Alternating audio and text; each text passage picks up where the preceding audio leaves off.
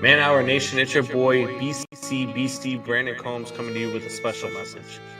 22 veterans a day commit suicide. Now, that's 22 too many. And here at the Man Hour, we want to bring awareness to this. Our brothers and sisters deserve our support and our help. With the Take 22 merch, it's a small opportunity to show our appreciation and support to our veterans and take a small step to ending veteran suicide and treating PTSD properly. Every dollar spent on our Take 22 merch will be donated to the cause. So Man Hour Nation, rise up and show your support.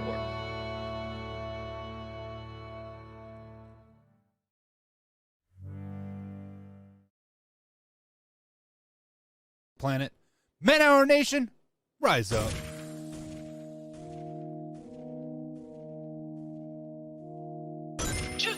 On the beat every time, no.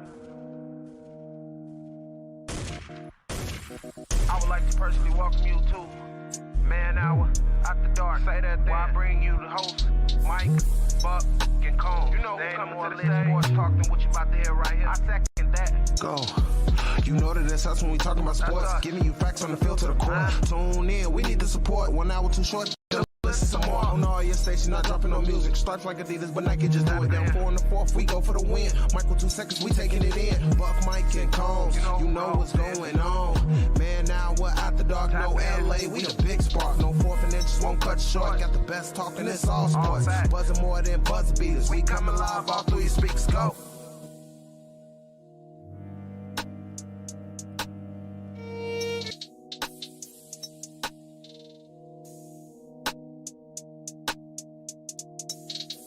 And what is up, Man Hour Nation? Michael Buckasher here with the Man Hour today. Good morning, good happy hump day for everybody that's listening over here at youtube.com/Man Hour. It's going to be a great day, but if you are here in Southern Indiana, guys, be safe out there on the roads. It is snowing like crazy outside right now, as it is not sticking yet, but it is coming. And guys, just be safe out there. Like, I don't care if you drive like a maniac, just be safe.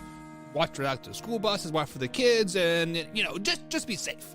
But guys, good morning here. Welcome to Man Hour. But first, head over to manhourradio.com. Check out the blog section, guys. We are starting to write blogs all over there and intertwining them with our clips. So be sure to head over there, manhourradio.com. Click on the blog section and just interact with it. Share it, comment, you know, share it with your friends. Hit that like button. Do everything that you could possibly do to help the Man Hour grow. We do got a good show for you guys lined up today. We're going to talk some Russell Wilson to the Denver Broncos. What the what? Right? Exactly. That's when I first saw that, I was like, what? Then we got Aaron Rodgers signing a huge deal, possibly, or did he sign a huge deal? We don't really know. Of course, we're going to talk some Major League Baseball. We're going to talk some more Calvin Ridley. And of course, hour number 2, we do got the man, the myth, the legend himself. That's right. Brandon Beastie Combs will be joining us on the phone again today, right here on Man Hour, hour number 2. But guys, if you are new here, consider liking, subscribing, and of course, most importantly, sharing this to anybody that could possibly enjoy some sports talk. Live, raw, uncut sports talk right here on the Man Hour. My intro is all types of screwed up. I don't have the typical rundown. I just got the nuts and bolts of everything. So bear with me here, guys. Bear with me here as we try to transition back into the morning show, guys. We are live on BellyUp.tv every Monday through Friday at 8 a.m. East Coast time. And again, at 3 p.m. East Coast time. 2 different shows for you guys. So that's 10 shows we're giving you guys a week over there at BellyUp.tv. Also, if you have Roku TV or Apple TV, be sure to search us in Belly Up Sports, and we're live right there. Same time, same location, all the good stuff, guys. So tune in over there, Belly Up Sports. Big thing happening over there at BellyUp.tv. But before we get into today's show, we do start every show with the word of the day.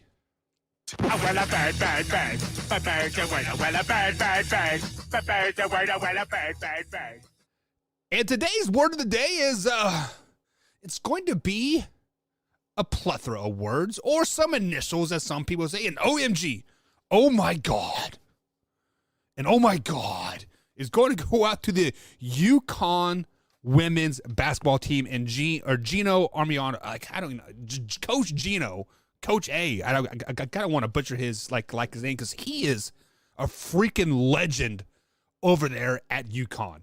UConn's women's basketball has been a staple in the women's college basketball ranks as long as I've been alive. They have been the team over there. But they have won their 27th consecutive conference championship the other night. Guys, 27 conference championships in a row for the UConn women. What? Can you guys wrap your head around that? For 27 years in a row, they have not missed a college basketball tournament because they won their freaking conference tournament. They are great. 27 consecutive conference championships.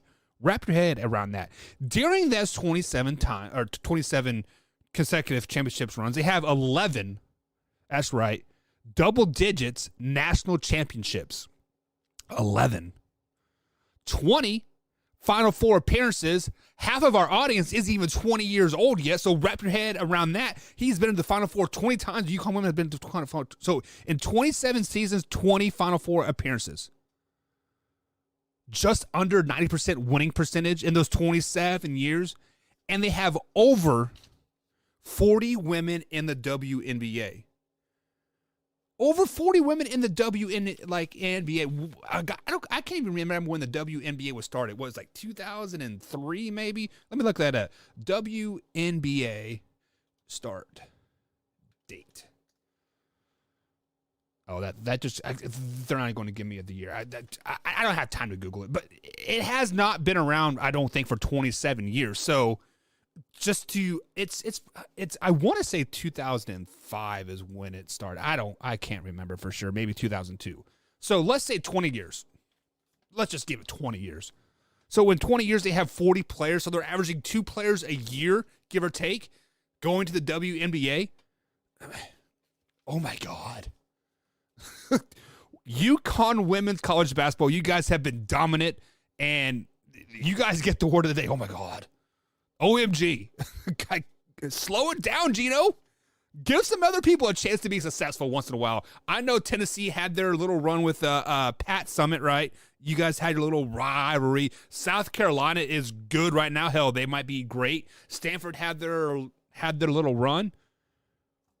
But 20 times, guys, 20 times in the last 27 years, you can basically put UConn women's basketball in the Final Four. This year's going to probably be no different. Yes, they've had an injury-riddled season. They've been kind of behind the 8 ball. 27 consecutive conference championships in a row still. Slow it down, baby. You women's UConn college basketball. You guys get the word of the day. Oh, my God.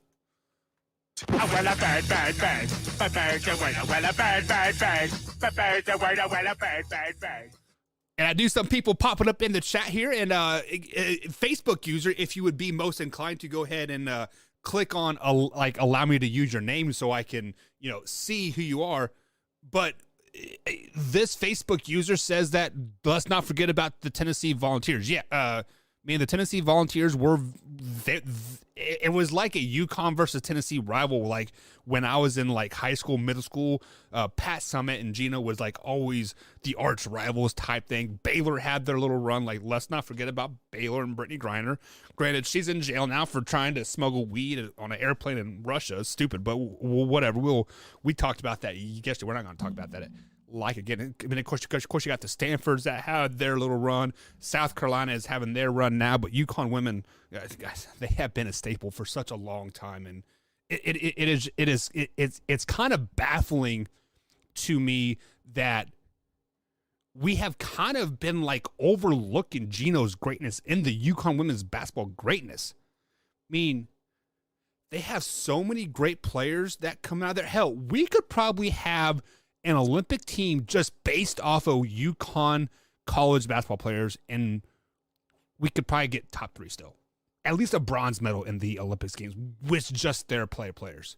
I mean, it is crazy to me that 27 consecutive championship games. Guys, I haven't been to work in 27 consecutive days. Hell, has anybody been worked 27 consecutive days? The weekends count. So when Friday hits and Saturday morning and you're sleeping until 9, 10 o'clock in the morning, that counts as an off day. That's not 27 consecutive days. 27 consecutive days going to work. Do that and tell me how you feel. Like, the measurement of success has to be UConn women's college basketball. It is. When I saw that stat, I'm like, that's got to be a typo. That's got to be a mistake. But then sitting back and looking and thinking about it, like, damn. Wow. Texter comes in and says UConn, they could probably beat most men's college basketball teams. Now, slow it down, baby. Slow it down there. Now, I'm not trying to take away the greatest from UConn's women because, they are great. But to say that they can compete with most men's teams in college, no. Come on, man. Slow that down. That is like saying that Alabama can compete with like NFL teams when a couple years ago when the Browns went 0-16 and they were easily the worst team ever in the NFL. Alabama could still not compete with them. Why? Because you still have 52 NFL players versus like 15 NFL players. Like it just doesn't work like that. And not to take anything from women, my wife was a great college athlete. She could still school me any day of the week in volleyball and basketball. But if me and her were to play the same sport, like if I was actually a basketball player, I would drain her every time.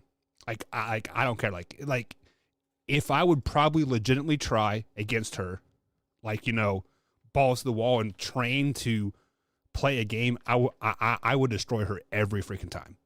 No question about it. Unfortunately, guys, men are superior athletes than women. Like, I know I'm getting hazed at it. I already see the women in the chat. Nana, calm down. Slow it down, baby. Slow it down, baby. I get it. She says Cindy will kick your ass. She will. But the fact of the matter is that the tallest woman on UConn's basketball is 6'2", 6'3". That's the shortest male. I mean, it's just a pure height advantage. Like at that point, how do you beat him alley-oop all day long? So Texter, slow that down, saying that UConn women can beat most men's college basketball teams. Now, could they beat K-State? You're damn right. My Kansas State Wildcats are just not good this year. Sorry, guys. You guys are just not that good. So Texter, slow that down, baby. Slow it down, baby. Merch is in the bio, guys. manhourradio.com. Check out the Slow It Down, Baby merch. I worked hard on that. Slow it down, baby. But, guys, we're up against the first break here on BellyUp.tv. If you are new here, watching us on youtube.com/manhour, we are live every Monday through Friday, 6 a.m. East Coast time, right here in the morning. And then we are live again at 8 p.m. East Coast time, Sunday through Thursday. 10 times a day, guys, we are giving you guys live, raw, uncut sports talk. Coming up on hour number 2, we got Brandon BC Combs joining me on the phone here. On the other side of the break, though, we're going to talk Russell Wilson to the Denver Broncos. We're going to talk some Aaron Rodgers. And, of course, we got to talk Calvin Ridley again, because this guy is breaking the internet at this point. Calvin Ridley, talk about slow it down. You need to slow it down, baby. Slow it down, Calvin Ridley. Guys, we'll be right back here on the Man Hour. Stay tuned. Hey gang, it's Commissioner Cooper from TSS Fantasy. We are the fantasy show of the people. That means we give the people what they want. Expert fantasy advice, leading medical and legal analysis, free contests, and innovative games to keep you entertained. Watch us live with the Tiki Live app on the Belly Up Sports channel, subscribe to us on YouTube, or follow us on all social media platforms. Visit TSSFantasy.com today for all the latest updates from the fantasy show of the people. We put the fun in fantasy. Yeah! Instead of mayo over sour cream, yeah. Right. That's because you have high cholesterol. Okay. If you drafted Julio Jones, you got ghosted.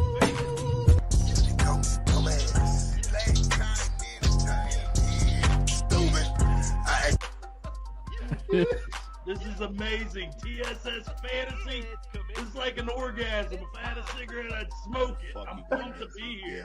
This is the show of shows. TSS Fantasy, the fantasy show of the people.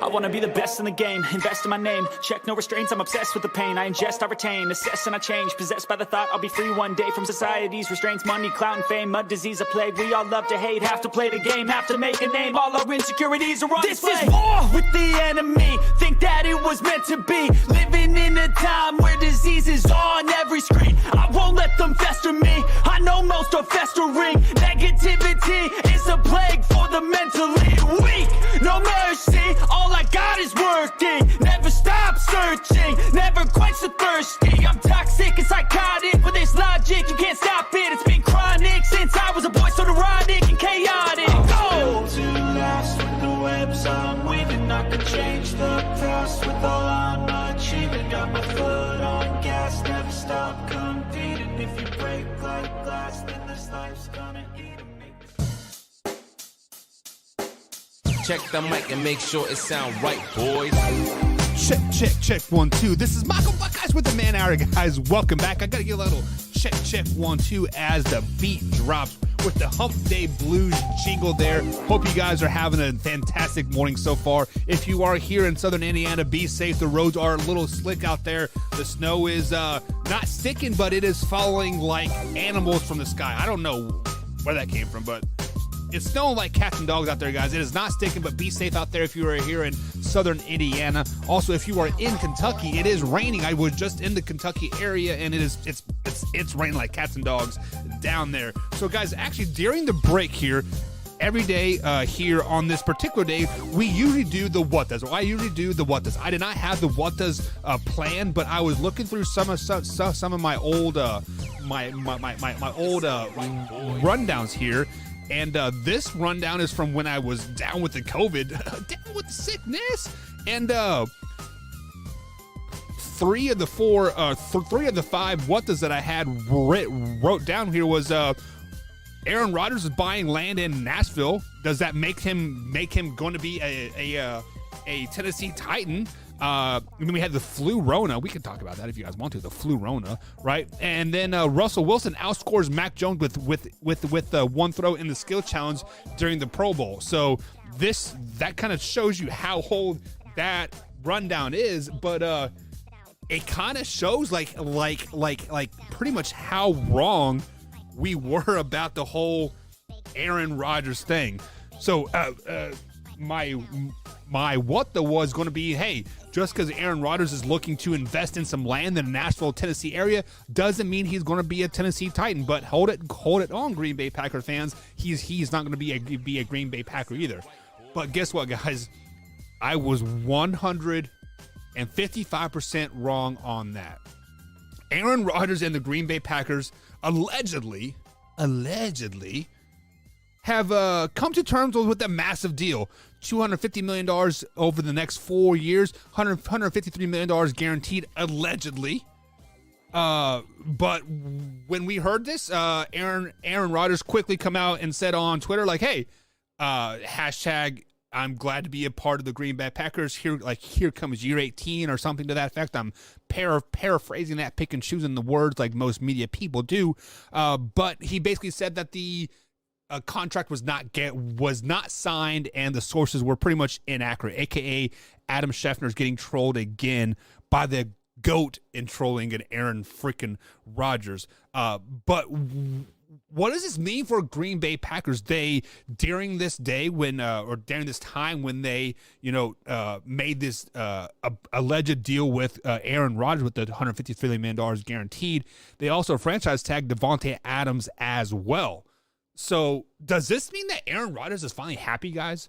Is he finally satisfied with the Green Bay Packers? Are they finally satisfied with the direction that they're going in Packerland and Lambeau Field? Like, I mean, it was just this time last year when good old Adam Schefter was breaking the news that oh, Aaron Rodgers is going to be a draft day trade and all this other crap, right? And then just 2 days ago, I was seeing proposed trades for the Denver Broncos and the proposed trades for the Pittsburgh Steelers and all this other stuff. But then we see this record deal, $153 million guaranteed, allegedly. I keep wanting to use that word allegedly because Aaron Rodgers says he hasn't signed it yet because he can't sign it until the 14th, I do believe. But Green Bay Packers fans, are you guys satisfied with this? Yes, Aaron Rodgers is a 2-time MVP. Yes, you did get your man Devontae Adams for another year guaranteed, right? With that franchise tag. Yes, the NFC is getting a lot weaker with Russell Wilson no longer being in Seattle, with Kyler Murray clearly unhappy in Arizona, Tom Brady no longer in the division, and who else in that division do we have to worry about? Matthew Stafford, probably a flash in the pan, but we'll get to that later here. So, Green Bay Packers fans, are you guys satisfied with this contract? Are you satisfied with locking up Aaron Rodgers for 4 more years? You already have Jordan Love. You spent a first-round pick on him, 2 years ago, 3 years ago now. If you lock up Aaron Rodgers for another 4 years, that'd be 6 to 7 years that Jordan Love will be sitting on the bench. So your first pick back in 2019 or whatever it was, 2020, will be sitting on the bench for 6 years?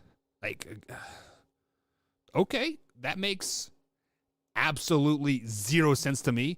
That is basically the dumbest draft pick ever, like at this point now, right? So does this tell you guys that Jordan Love will be on the move? Does Aaron Rodgers signing this 4-year deal, $153 million allegedly, does this mean that Jordan Love is basically writing on the wall, say, see you later, alligator, after wow, crocodile?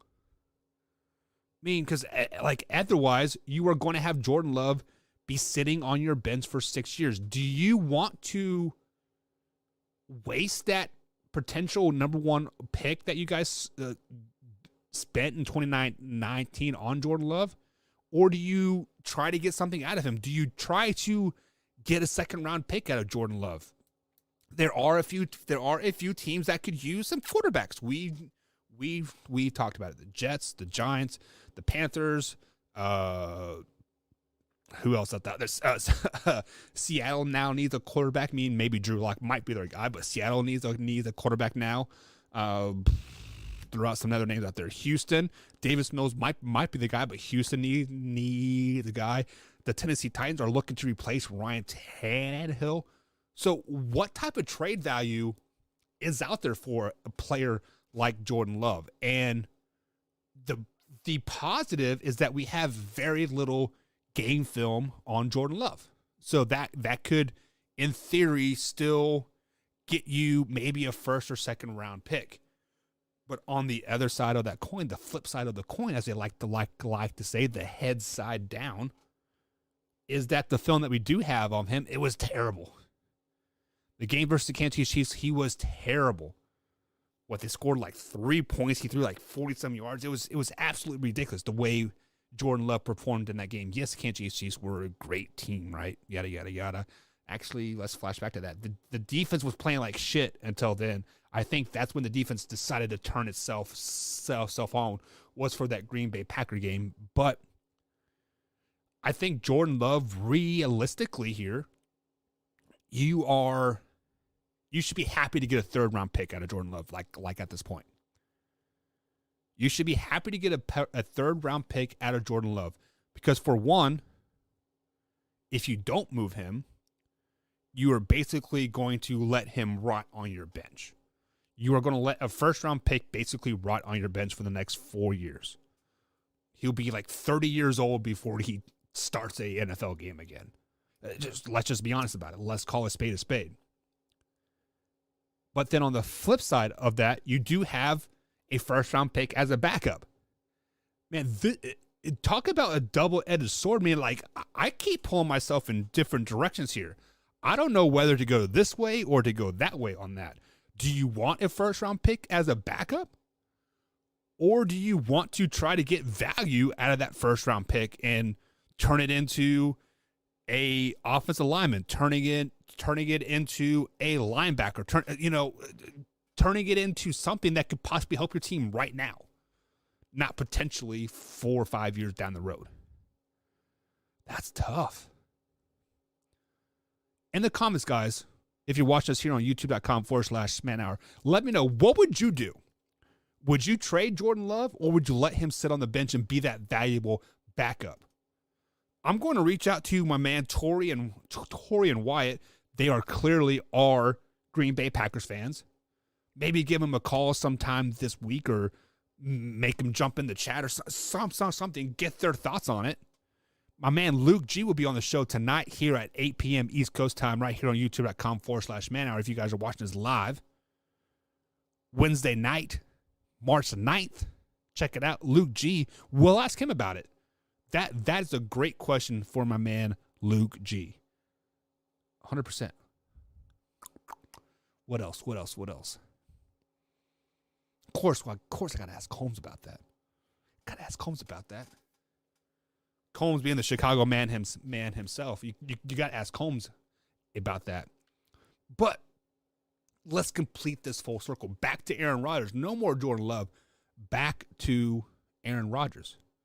$153 million guaranteed, allegedly.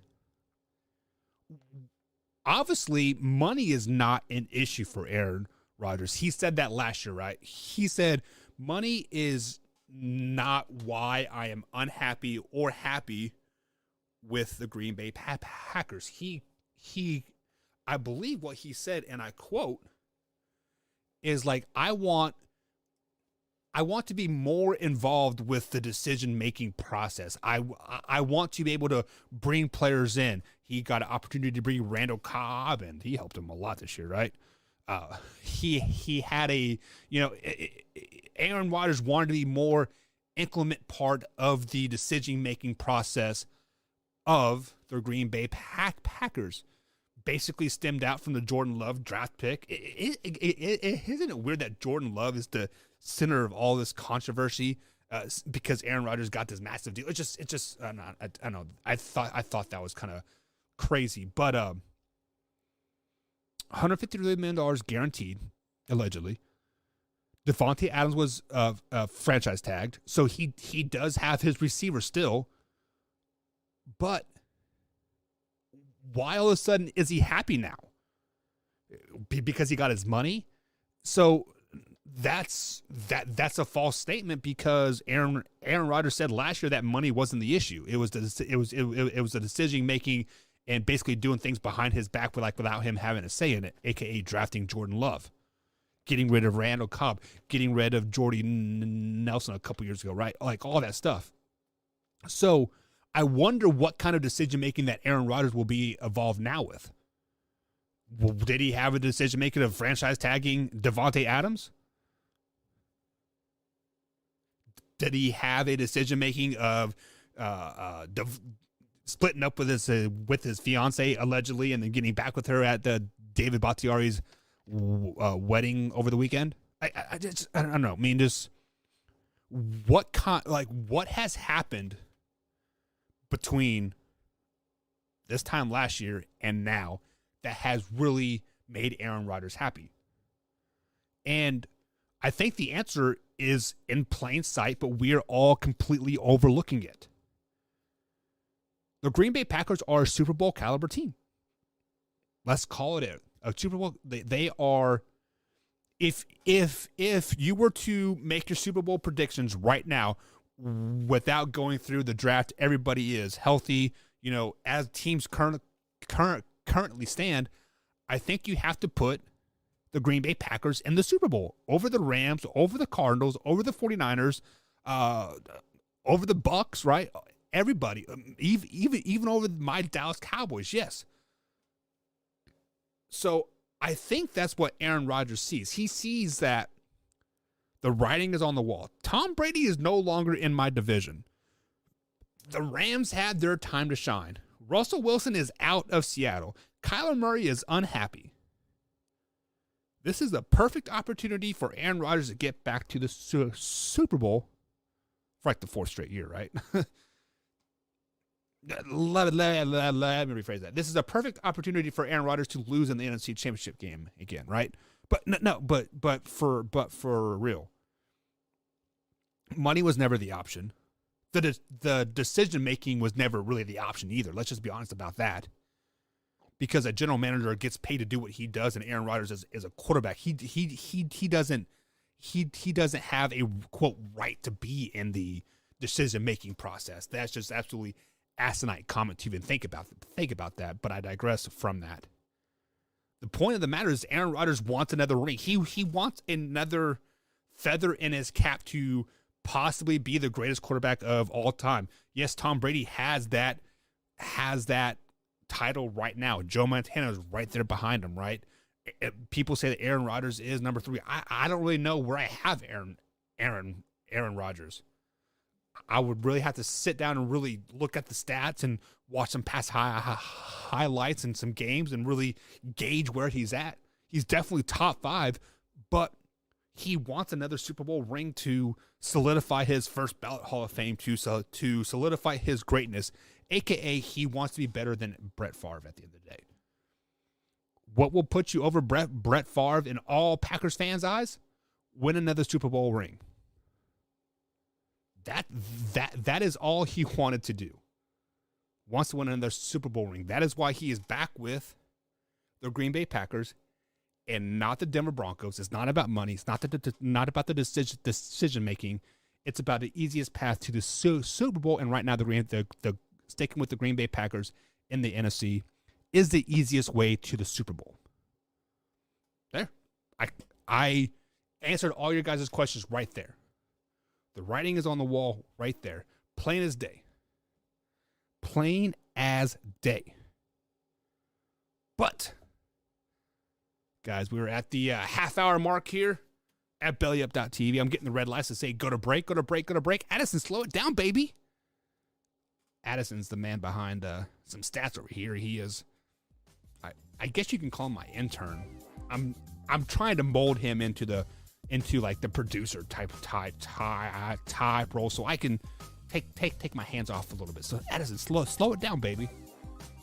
Guys, we'll be right back here on the Man Hour. Stay tuned.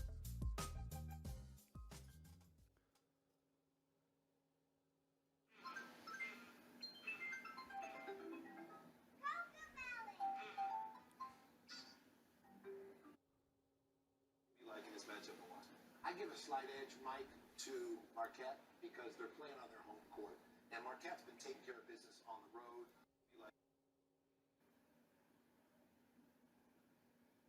Are you ready for the best damn radio show on the planet? Man Hour Nation, rise up.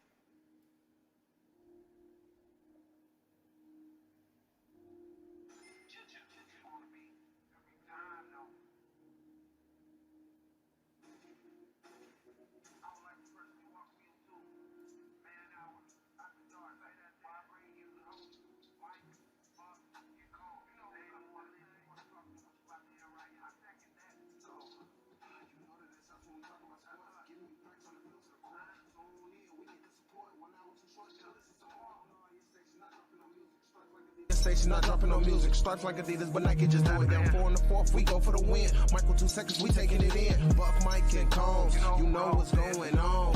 Man, now we're out the dark, no LA, we a big spark. No 4th and inches won't cut short. Got the best talking, it's all sports. Buzzing more than buzzer beaters. We coming live, all 3 speakers go.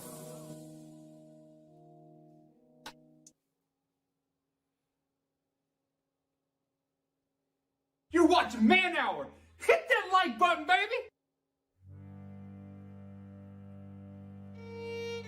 Man Hour Nation, it's your boy BC Beastie Brandon Combs coming to you with a special message. 22 veterans a day commit suicide. Now, that's 22 too many.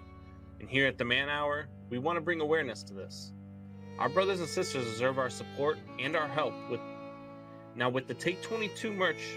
It's a small opportunity to show our appreciation and support to our veterans and take a small step to ending veteran suicide and treating PTSD properly.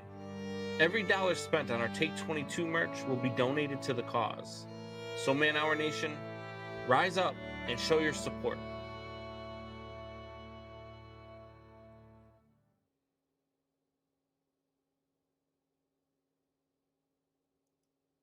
Man Hour Nation brought to you by Brooks Roofing and Siding. Contact them at 812-868-7663 or online at brooksroofingin.com. Brooks Roofing and Siding, protection you need when nature strikes.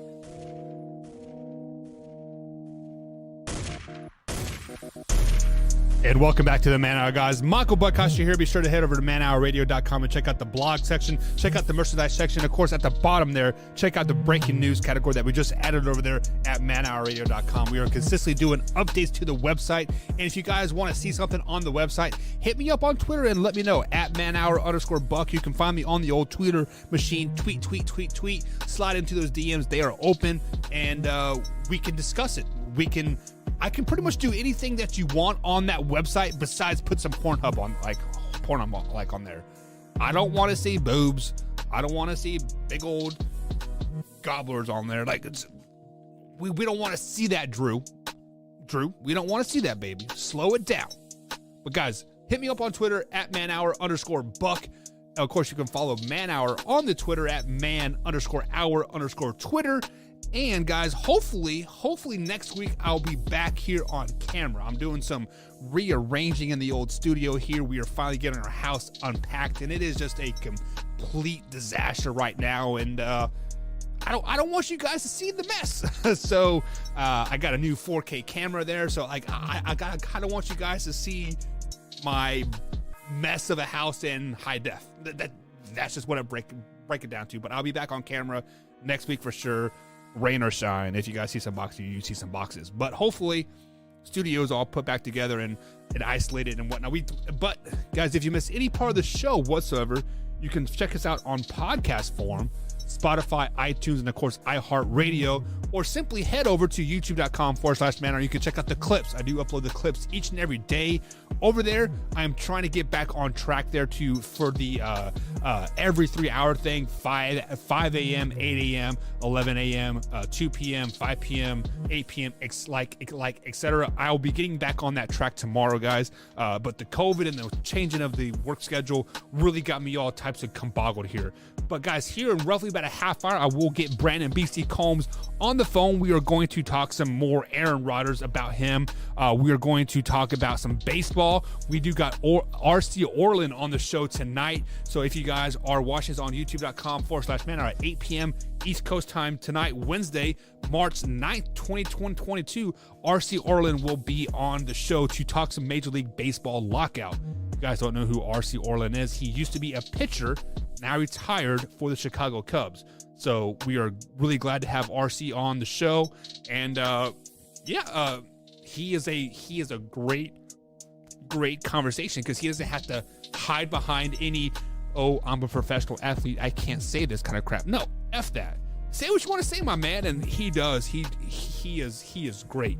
So guys, so far tonight, we've this morning, we've talked some Green Bay Packers, we've talked some UConn college women's basketball, 27 consecutive wins in a row.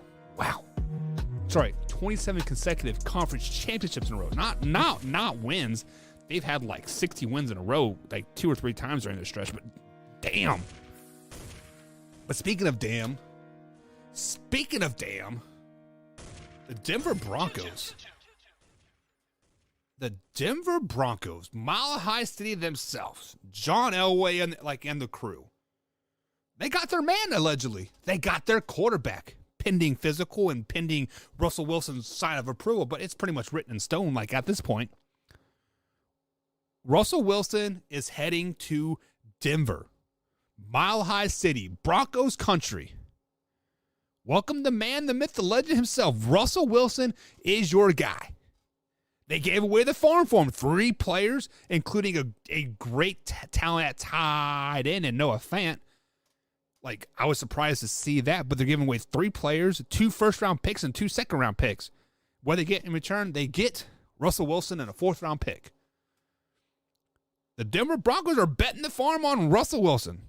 Biggest mistake you guys could have possibly made. I said it.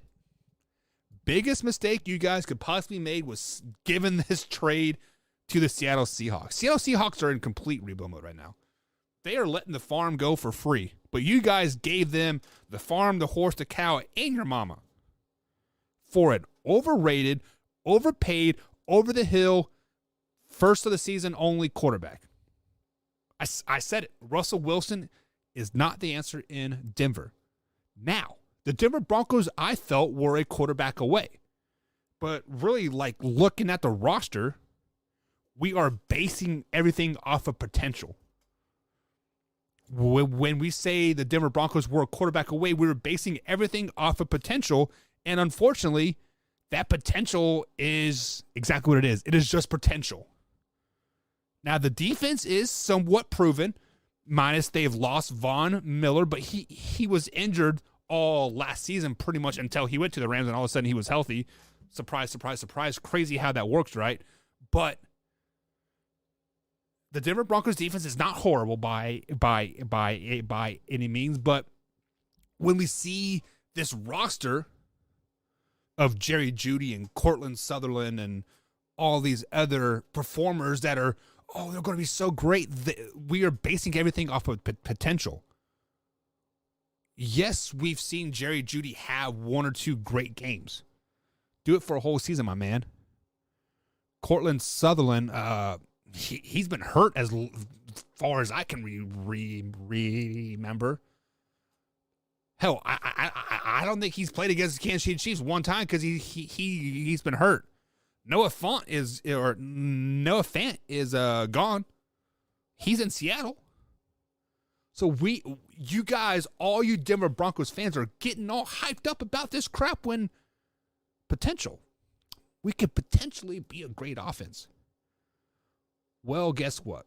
Russell Wilson is what? 34 years old. And he's over the hill. Call a spade a spade. He is not the quarterback that he was when they won the Super Bowls in Seattle. That's just the way it is. Ever since he had Win Harrison Wilson, he just hasn't been the same. Ever since he married Sierra, right? He just hasn't been the same. I'm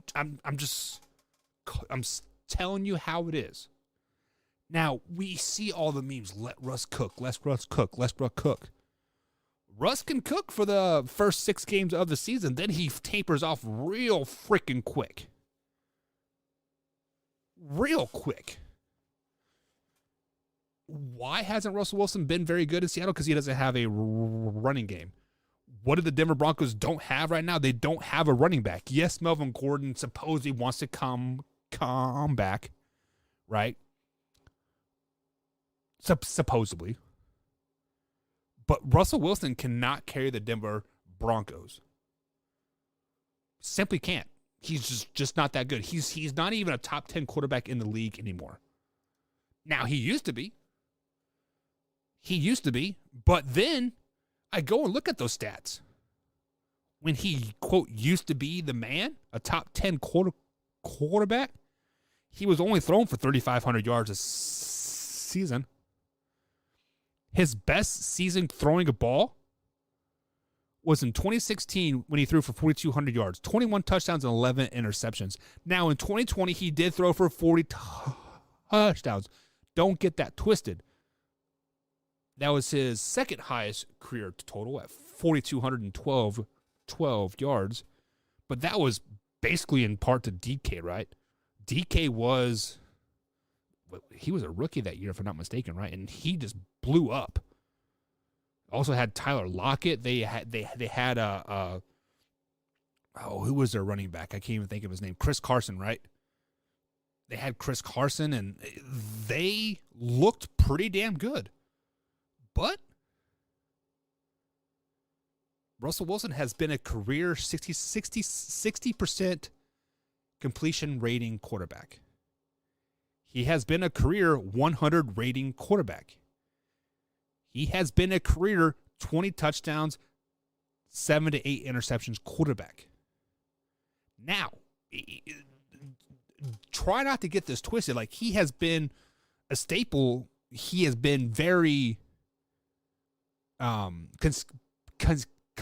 consistent in the overall aspect, right? When you look at the overall stats, they look pretty consistent. But if we break it down by each game, Russell Wilson has fallen off the second half of every season. Every season he has tapered off and just done crap. What, last year the Seahawks were, many people, everybody here on the Man Hour had them going 12 to 13 wins. They had 6 last season. They had 6. They weren't even in like the hunt to make a playoff berth. Yes, they were, quote, in the hunt, right? They finished the season 7-10, right? And they were, what, 1, 2, 3, 4, 5 spots out of the third wildcard spot. Like, I get it. But at the end of the day, they didn't have a chance. Let's just call it out as. They did not have a chance. So, back to Denver here. Many people are, like, when I say many people, I say many people like on my Twitter and on my Facebook and the Reddit pages that I'm involved in and Discords and like all that stuff. I've seen all the memes. Oh, the AFC West is now the best division in football because of Russ. Why? Why? How does Russell Wilson make the AFC West a better division? Let me speak a little bit clearer for the people in the back there. How does Russell Wilson make the AFC West a better division? He doesn't. He doesn't. The AFC West was the best division before Russell Wilson came into aspect here. Russell Wilson does not take the Denver Broncos out of the cellar in the AFC West division. He doesn't. The Denver Broncos are still a 6 to 7 win team with Russell Wilson as their quarterback next year. I said it. It's true. It is true. Russell Wilson is over the hill. He is overpaid, overrated, and he cannot finish the job. Since their last Super Bowl went, what was it, 2016, wasn't it? When was their last Super Bowl? I can't even remember. It's been so long ago. Russell Wilson cooks the first 4, 5, 6 weeks of the season, then he's complete trash for the rest of the year. Name me the last time the Seattle Seahawks finished the season strong. You can't, can you? Russell Wilson reminds me of Cliff Kingsbury and the Arizona Cardinals, right? Now, basically just Cliff Kingsbury. As a college coach, as a NFL coach, 7-0, 8-0, and then they finish the season 7-5 and 10-6, and right. Cliff Kingsbury equals Russell Wilson. That's basically what it comes down to. So, guys, the Denver Broncos gave up 3 players, 2 first-round picks, 2 second-round picks for Russell Wilson. So this has to raise the question. There is a huge quarterback that's better than Russell Wilson out there. There is a huge quarterback that the market is open for. And with Russell Wilson getting 3 players, 2 first-round picks, and 2 second-round picks for him, plus a fourth-round pick, that's a little kicker. Like, hey, it doesn't look so bad, right? What is the value for Deshaun Watson? 2 first-round picks, 2 second-round picks, and 3 players for Russell. What is the value for Deshaun Watson? Now, we've heard last season the Houston Texans went 3 or 4 first-round picks, right, and a couple second-round picks, and this tells me this might be right there. Deshaun Watson could easily get 3 first-round picks, 2 second-round picks, and a couple players. Easily. My man Beastie Combs will have him on the show here in just a few minutes here after the next break. He said Deshaun Watson to Pittsburgh Steelers makes perfect sense. Would the Pittsburgh Steelers be willing to give up 3 or 4 first-round picks, 2 second-round picks, and Juju Smith or Snell, and let's throw in some offensive lineman or a defensive player? Do you make that trade? Absolutely, right? We've seen the quarterback value get basically astronomically blown out of proportion for no reason. Aaron Rodgers, $153 million. Patrick Mahomes, $500 million, right? Matthew Stafford was 2 first-round picks with Jared Goff. Russell Wilson, like obviously 2 first-round picks, 2 second-round round picks. It would not surprise me one bit, guys, if we see Deshaun Watson go for 4 first-round picks. That's right. Deshaun Watson is worth it, especially to a team like the Pittsburgh Steelers that is a quarterback away. To a team like the Arizona Cardinals that is a good quarterback away, Kyler Murray is not very good. To a team like the New York Giants, the New York Jets that want to be prolifical with a big quarterback just to get in the news. They're not instantly better with Deshaun Watson because they will still suck, but they'll get 4 first-round picks for him. The value for Deshaun Watson has astronomically just blew up with this trade by the Denver Broncos. It is. It has blown up. So, Russell Wilson to the Denver Broncos, Aaron Rodgers staying in Green Bay. What does this mean for some other free agent quarterbacks out there? Jameis Winston, Jimmy G, right? Trevor Siemian, Ryan Fitzpatrick, Jordan Love. What does that mean for those type of players? We're going to ask Brandon Beastie Combs on that right after the break here, guys, on the Man Hour. We are going to get his insights on those exact questions right here on the Man Hour. Beastie Combs. We'll be right back, guys, here on the Man Hour. Stay tuned.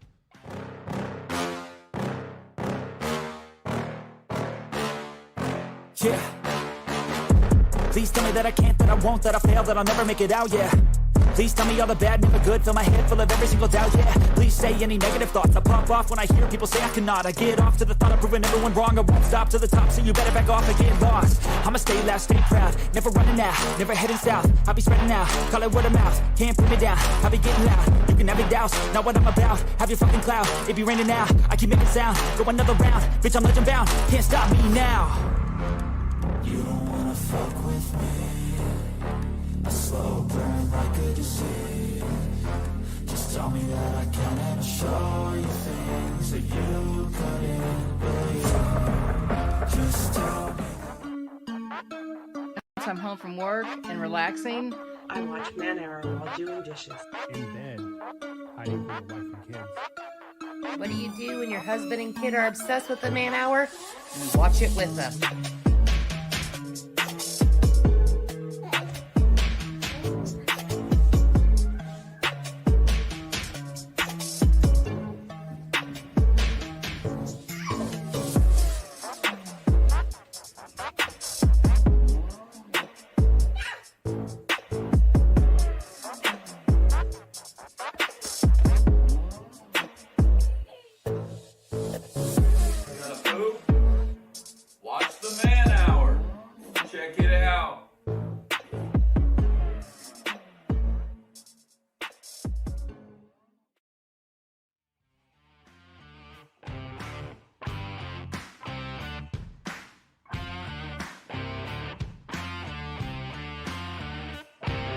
And welcome back to the Man Hour, guys. Michael Buckkoster with the Man Hour today, guys. Welcome back to the show. We are live, raw, uncut sports talk right here every morning at 6 a.m. East Coast time to 8 a.m. East Coast time right here on youtube.com/Man Hour. But I got the man, the myth, the legend himself on the phone right now, Brandon Beastie Combs. Normally, we don't have him on till nighttime. But right now, we got him on the phone, and the show just got a whole lot more sexier because Beastie is on the phone. But Beastie, what's up, my man? What's going on? What's going on, man? It's 6 o'clock in the morning here in Chicago. I'm on my way to work. What better way to start off the day than talking sports with my man Buck?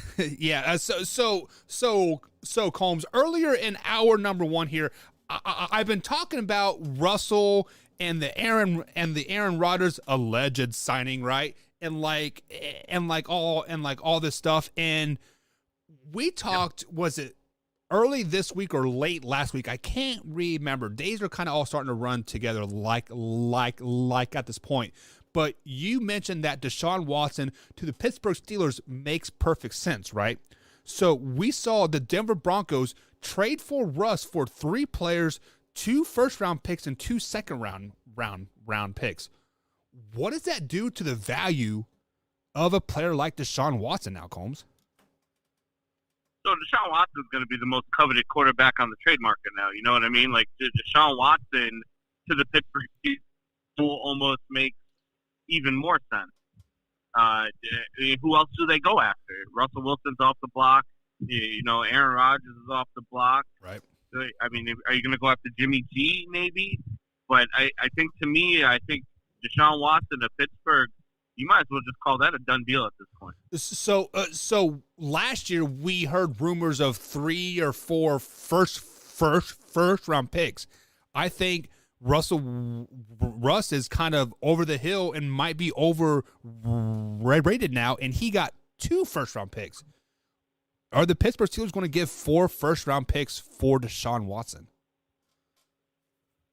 Well, look, I don't know if you get 4 first-round picks for Deshaun Watson anymore. It really depends. He's got a court case coming up on Friday. A civil court case. That's really going to be civil, right? But that's still going to be a big determining factor in how teams pursue him, right? Because if those civil cases go well, they can say, Steve told you there was nothing to worry about here.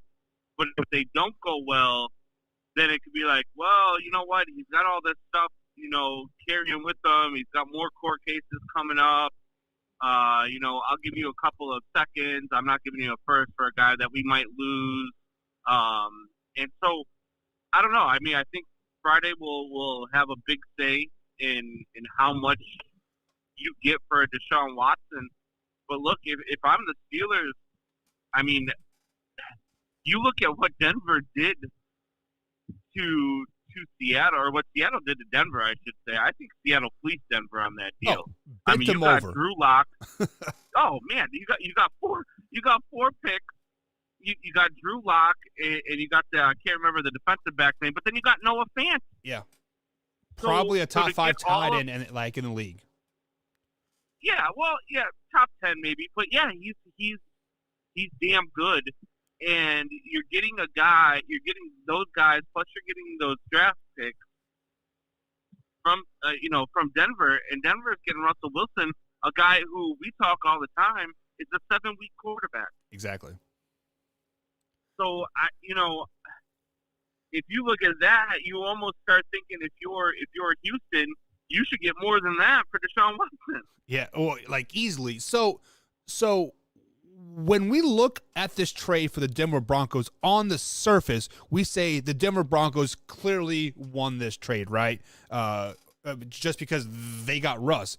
But when you really dive deeper into this trade, the Seattle Seahawks might be making out like fat bandits here, just because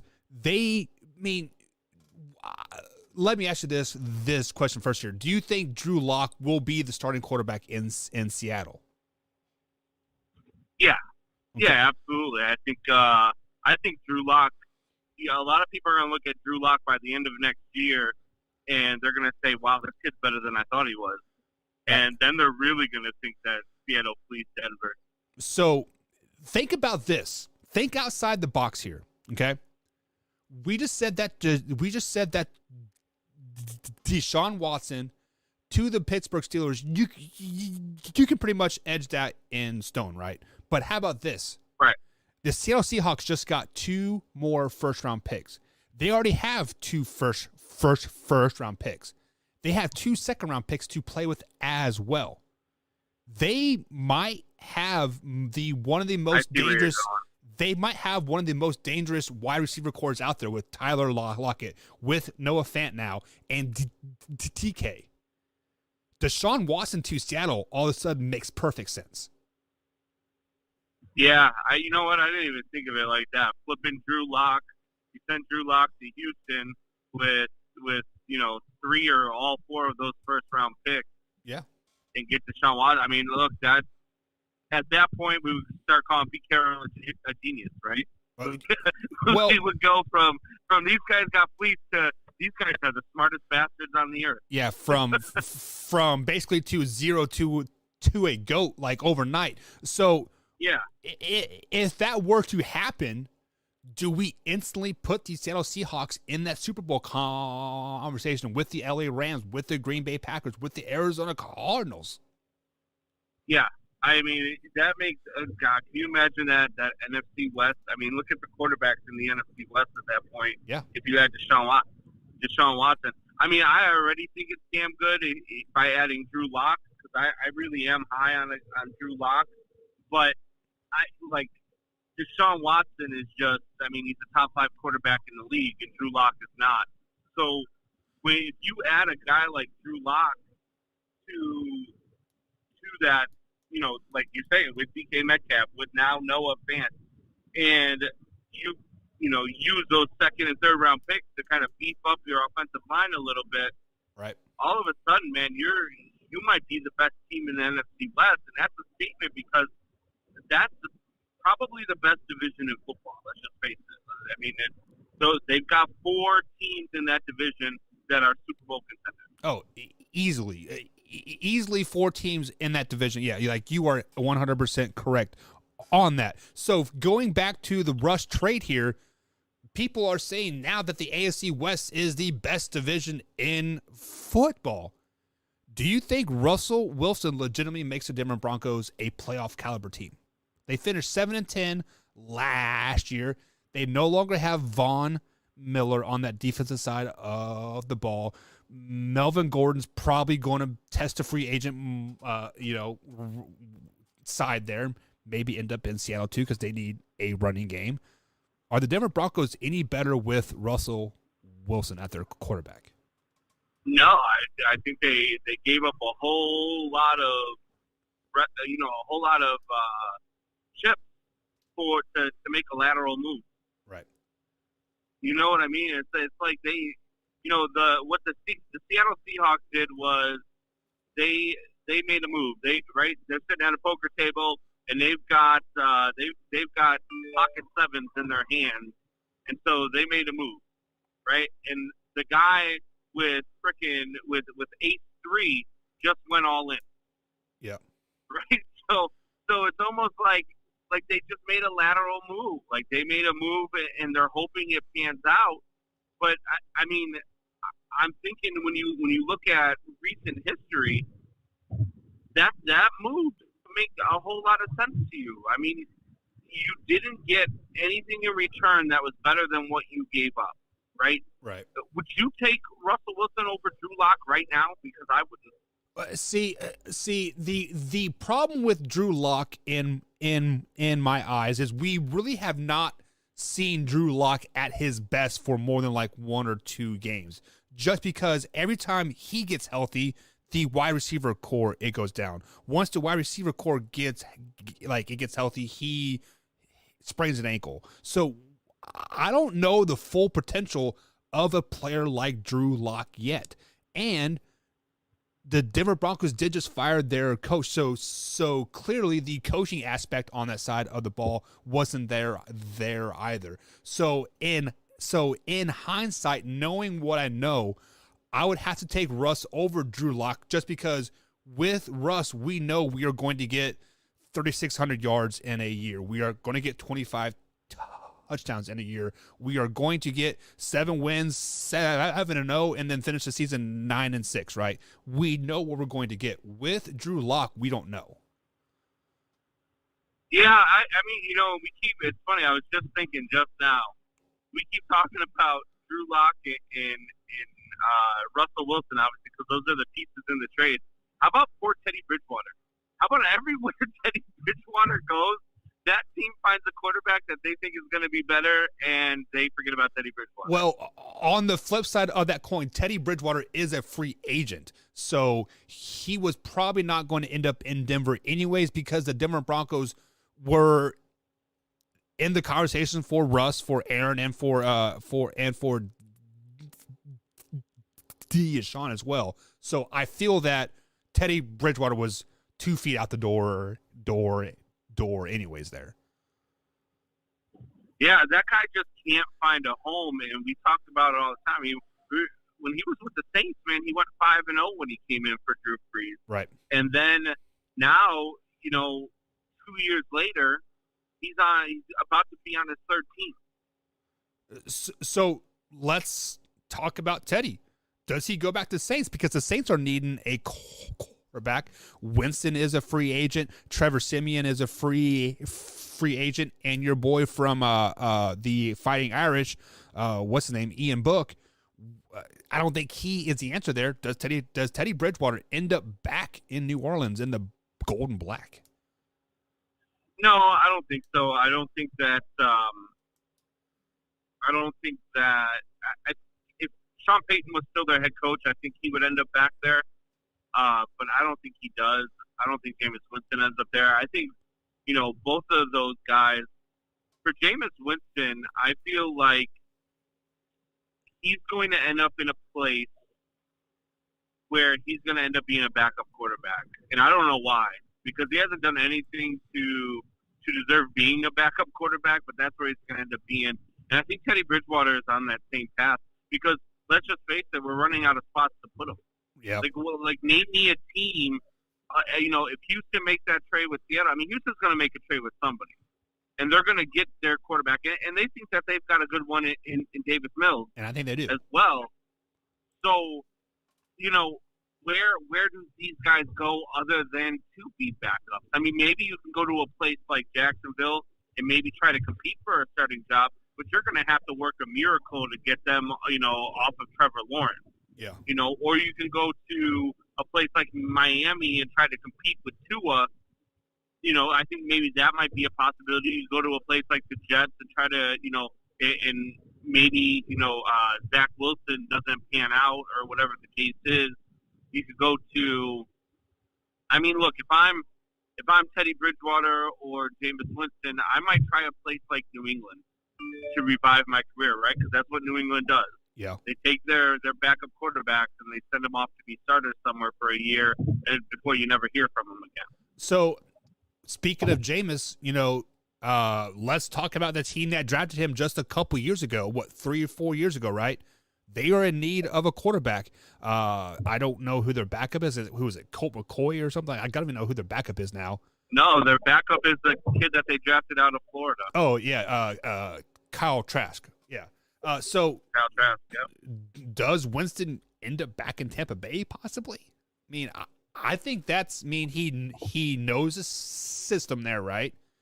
He now has a year to grow outside of the system. The coaching staff has learned how to, has evolved and, become a better coaching staff. Does Winston back in Tampa Bay make sense? It could. I don't think so. They drafted Kyle Trask in the second round last year. I think that they're going to give him the opportunity to develop and be a starting quarterback in the league before they bring back Jameis Winston. And if I'm Jameis Winston, to be honest with you, I don't really want to go back to Tampa Bay because what was there before Tom Brady came along, right? You're going right back to the same situation. You're going back to a coaching staff that proved that they couldn't call plays.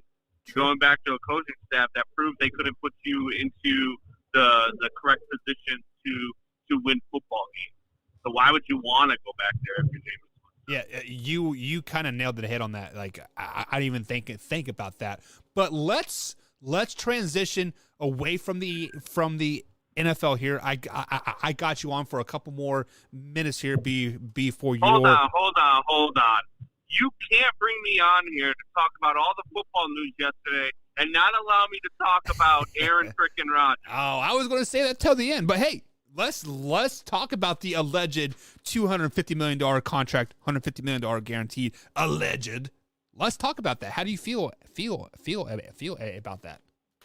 I laughed my ass off yesterday when I saw the contract. and all these Green Bay Packers fans who are oh, it's not the contract. Oh, it's not the exact price. Okay, fine. I'll give it to you. Maybe it's not 50, but maybe it's 45. Maybe it's 40, right?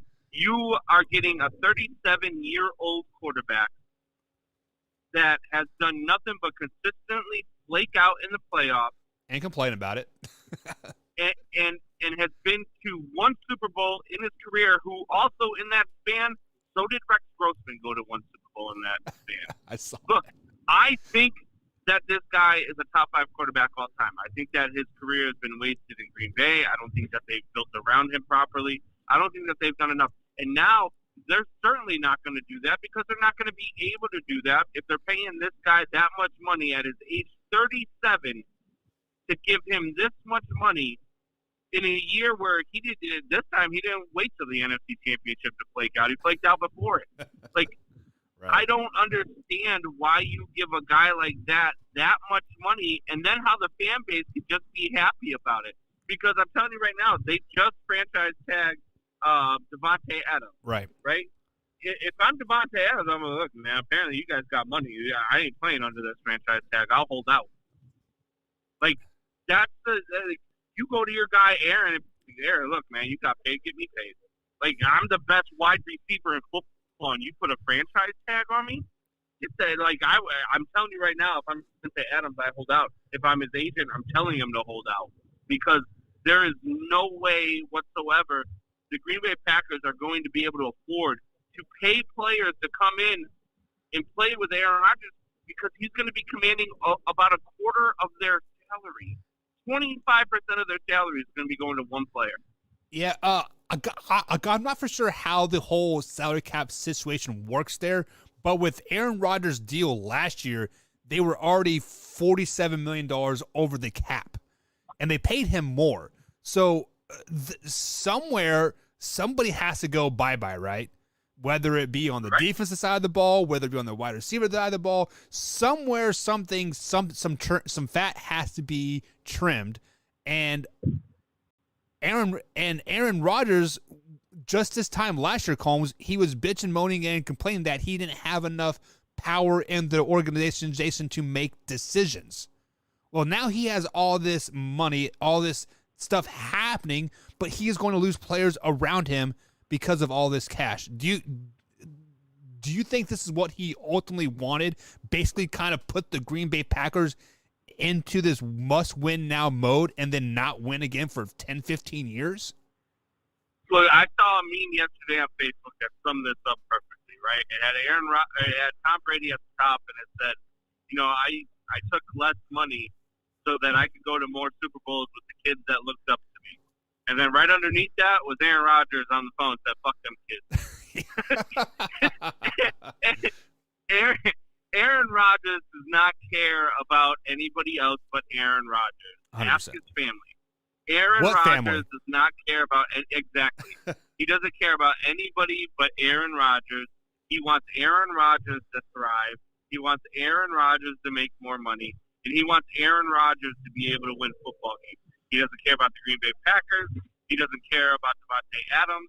He doesn't care about anybody else. David Bakhtiari, who he just freaking went out and did his wedding, might have been a parting gift for David Bakhtiari, because they're not going to be able to afford to give this guy a contract. Right. I mean, they might be able to afford him in McChickens, but that's about it. But so Torrey and Wyatt are all in their glory. Oh, I told you my quarterback was staying. I told you, congratulations, your quarterback is staying, but the rest of your team is leaving. Yeah, so speaking of their quarterback, I did see, I believe Wyatt posted this saying the most useless draft pick ever in Jordan Love. So the Green Bay Packers did spend a number one but a first round pick on Jordan Love 2 years ago. Aaron Rodgers is going to sign a 4-year deal. So in theory, Jordan Love is going to sit 6 years on the bench. Would you trade Jordan Love to get some type of capital out of him, a second round pick or a third round pick? Would you move him? Yeah, so the most useless pick, I think you go there and you're a prisoner of the moment. I think the most useless picks are guys like Ryan Leaf, The San Diego Chargers when they picked Eli Manning, even though he said he wouldn't play there. Right. Those are useless picks.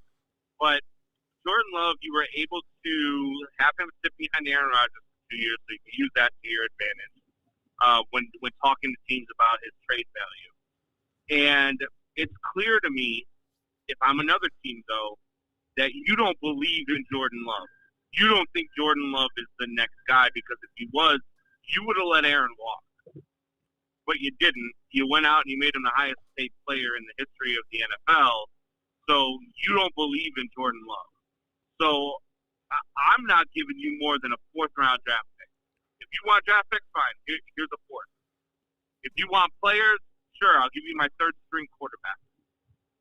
Like, they have no value. They've erased all the value of Jordan Love. There is no value in Jordan Love, and that has nothing to do with Jordan Love and has everything to do with the Green Bay Packers. Jordan Love might be a good quarterback someday. We don't know. So earlier in the show, I was kind of going back and forth on this whole thing. Do you trade him? Do you let him sit as a backup here? And I'm kind of on the fence now of like, I want Jordan Love on my team. Why? Because I have a first-round pick as a backup quarterback.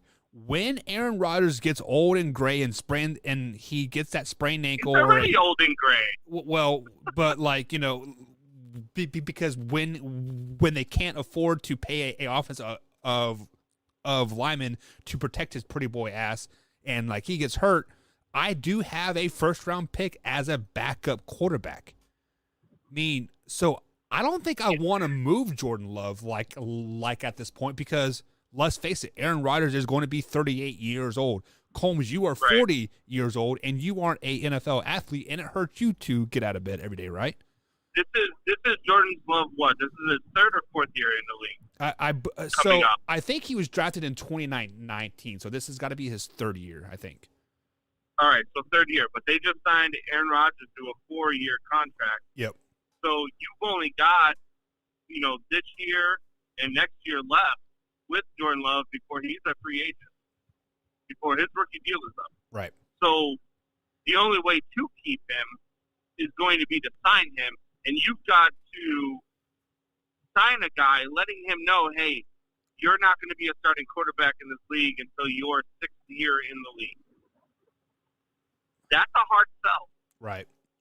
So you might as well go ahead and just trade him now and get whatever you can, because look, you can't. Not only that, but I mean, how fair is it to a kid that you draft? I mean, we talked about this way back when Brett Favre was doing the same thing to Aaron Rodgers. Right. And we're like, how fair is that to Aaron Rodgers that you keep allowing Brett Favre to come back and play with this? Just move on already. And I think that you're at that same point now with Aaron Rodgers where it's time to move on, but instead they went the opposite route with him and they paid him. And look, that's the other thing about the Green Bay Packers, right? He had 18 years of Brett Favre, and he's had 17 years of Aaron Rodgers. 35 years of Hall of Fame, top 10 quarterback play all time. You've got 2 Super Bowl rings. That's an organization that just does not know what it's doing.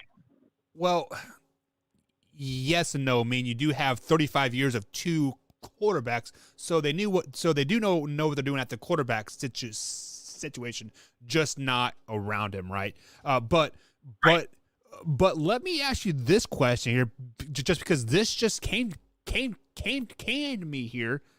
What if the Green Bay Packers are playing that ace in the pocket, just like what we were talking about the Seattle Seahawks here? What if they are using this 4-year deal as trade bait? Just because a team like the Pittsburgh Steelers, like the San Francisco 49ers, do not want to trade for Aaron Rodgers for a 1-year deal. So they sign him to this 4-year deal like, hey, here you get Aaron Rodgers for 4 years. You have $56 million in cap space. I don't know how you sell. Yeah, you get Aaron Rodgers for 4 years, but you got to pay him $50 million a year. You were going to pay him either way, though. right? So let me, as a Green Bay Packers organization, I will pay 20% of his salary if you cover the rest of the 80. If you give me two first round picks and a tailback. Yeah, I don't see that happening. I don't see any way that the Packers could trade Aaron Rodgers at this point now and just be like, oh, hey, haha, just kidding. It was all a smoke screen. We signed him just so we could trade him. I don't think that's a thing. I don't think he would have announced that, hey, I'm coming back to the Packers if he didn't, if he didn't plan on being a Green Bay Packer. And maybe he does plan on it, and maybe they're like, hey, you remember all this shit you were talking? Hey. Well, go jump off a cliff, right? Hey, but, you know what? If I was the owner of any team and a quarterback like Aaron Rodgers held me over the barrel like that last season, that's the ultimate revenge, Combs. That is the ultimate revenge. Hey, I am going to send you to the New York Giants to rotten hell for the next 4 years. And I get, Daniel Jones in return. Daniel Jones on Green Bay doesn't sound that bad. Yeah, neither does Deshaun Watson. You can send him to Houston to rot too and get Deshaun Watson out of it. Right. I think it's far fetched. I think that 100%. Yeah. I think it'd be hilarious. I mean, me, I'm all about chaos, so Yeah. I would love it. But wouldn't that be the ultimate smack in Torrey and Wyatt's face, though? Like, hey, we got our quarterback. Ha ha ha. No, you don't. You got Daniel Jones for the next 4 years. Except they would be getting better. Well, in the long term, I think they would be getting better. But you saw how upset Wyatt got last year when like we would poke his bear about Aaron Rodgers never being a Green Bay Packer again. He like literally broke down and cried. Like it was just like, oh yeah. I mean, Aaron Rodgers has literally been there his whole life. So, but I know you got to get to work, man, and I got to get to the next break here. So we'll talk to you tomorrow, my guy. Hey, no, actually tonight. All right. Tonight we do got RC. We'll be got RC Orland on tonight, huh? Yeah, absolutely. You on for the first hour tonight, or? Yeah. Me, you, and Luke G, and then we'll have RC Orland on in the hour number 2. Ooh. Yeah, you guys aren't going to want to miss that. Man Hour Nation, check us out tonight. RC Orland's going to come with some fire. We're going to be talking about the rule changes in baseball. We've already been talking about the rule changes in baseball, so yeah. I kind of know where he's going with it, but you're not going to want to miss it. It's going to be some good conversation tonight. And if you like what we were talking the other night, you're going to like it again tonight. So hey, so speaking of baseball, Combs, before I let you go, I need you to look up some Rule 5 draft, okay? Help me understand the Rule 5 draft tonight on the So the rule – okay. All right. I'll help you understand it tonight. All I thought you were asking me right now. No. Help me understand that tonight, Combs. But, hey, have a great day at work, man, and we'll see you in a few hours. All right. Sounds good. All right. Later, bud. Later, man. All right, guys. That is my man, Beastie Combs. He is on his way to work. It's always great to talk to that man. But, guys, we are up against that time here on Man Hour. Hope you guys are having a great day so far. Enjoy the rest of the day. Have a great afternoon. Smile. Watch some clips over here at youtube.com/Man Hour on the old YouTube channel. And see us tonight right here at 8 p.m. East Coast time on youtube.com. And, of course, bellyup.tv, 8 a.m. to 10 a.m. every Monday through Friday, East Coast time, and 3 p.m. to 5 p.m. East Coast time as well. Have a great day, guys. Man Hour Nation.